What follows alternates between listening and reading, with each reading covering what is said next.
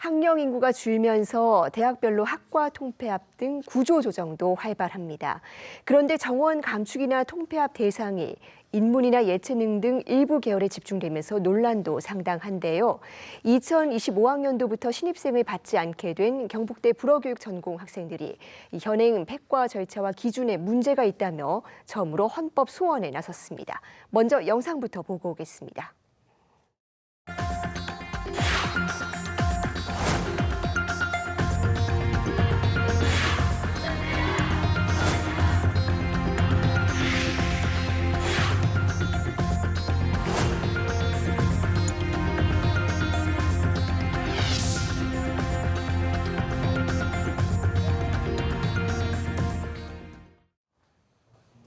네, 정부가 추진하는 무전공 선발 확대로 이 학과 통폐합을 둘러싼 논란은 더 치열해질 것으로 보이는데요.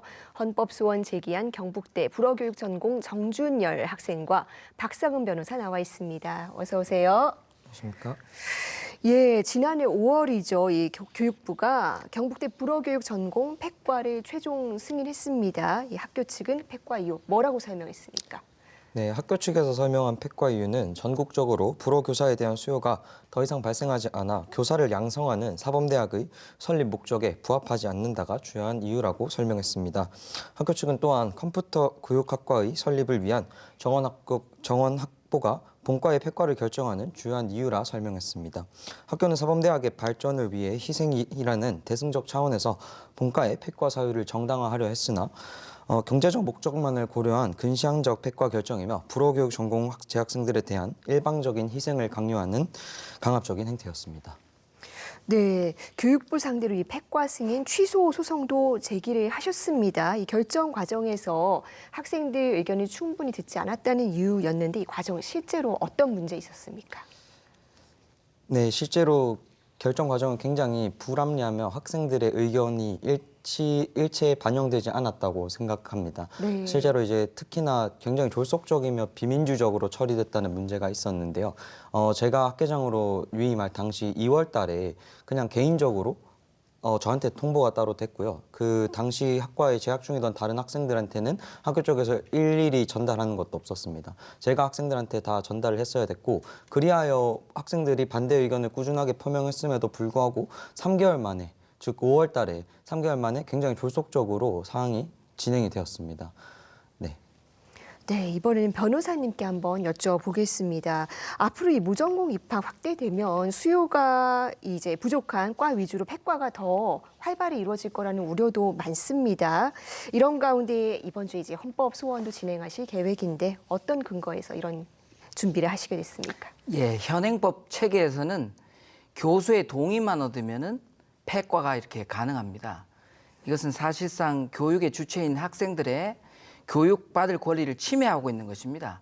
이를 극복하기 위해서 헌법 소원을 제기하고 이를 통해서 폐과 과정에서 학생들의 동의권을 규정한 법률을 제정하도록 촉구할 예정입니다.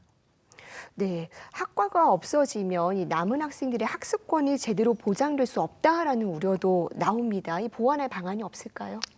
현실적으로 지금은 졸업할 때까지 학생들에게 수업받을 수 있는 권리, 그리고 수업 들을 수 있도록 이제 시간 강사를 통해서 강의를 개설해 두면은 아무 문제가 없다고 이렇게 보고 있습니다.